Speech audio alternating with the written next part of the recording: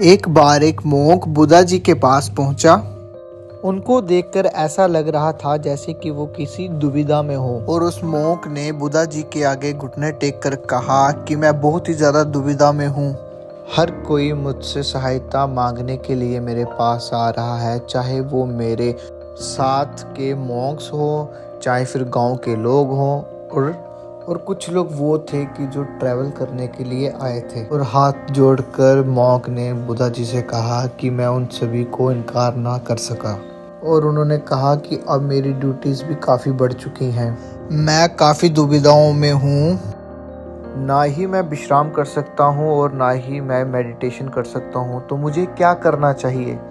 बुद्धा जी ने धैर्य से सुना और हंसते हुए कहा, चलो मैं तुम्हें एक कहानी बताता हूँ। उन्होंने कहा, एक बार एक बुद्धिमान व्यापारी जो कि एक छोटे से गांव में रहता था, लोग उस व्यापारी को उदारता और प्रसिद्धता के रूप पर जानते थे।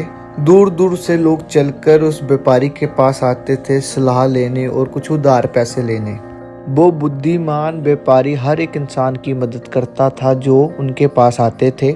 जैसे जैसे साल बीतते गए और उनकी जिम्मेवारियां भी बढ़ती गई, उसी के साथ व्यापारी ने दिन रात काम करके और सैक्रिफाइस कर दी अपनी हेल्थ और फैमिली की खुशियां।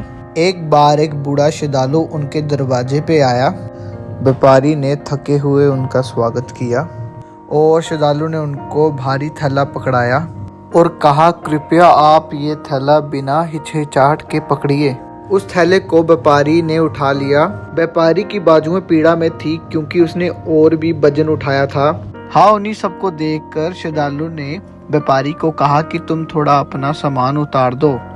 व्यापारी ये सुनकर रुक गया और उसने अनुभव किया कि वह अपनी दयालुता में ही फंसा हुआ है। इनका पूरा ध्यान सिर्फ दूसरों की मदद में ही रहता था हमेशा।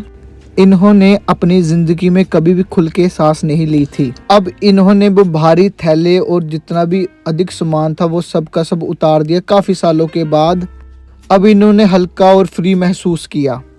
बुद्धा जी ने जवान मोंक को देखकर ये कहा कि तुम्हें ये सीखना चाहिए व्यापारी से कि कैसे चीजों को करना है, और उन्होंने ये कहा, when you say no to burdens that do not serve your path, you say yes to the peace and clarity needed to fulfill your purpose।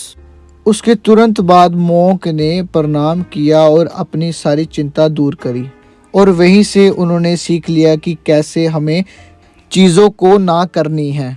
इस स्टोरी से हमें ये सीखने को मिलता है कि हमें कैसे बाउंड्रीज को सेट करना है।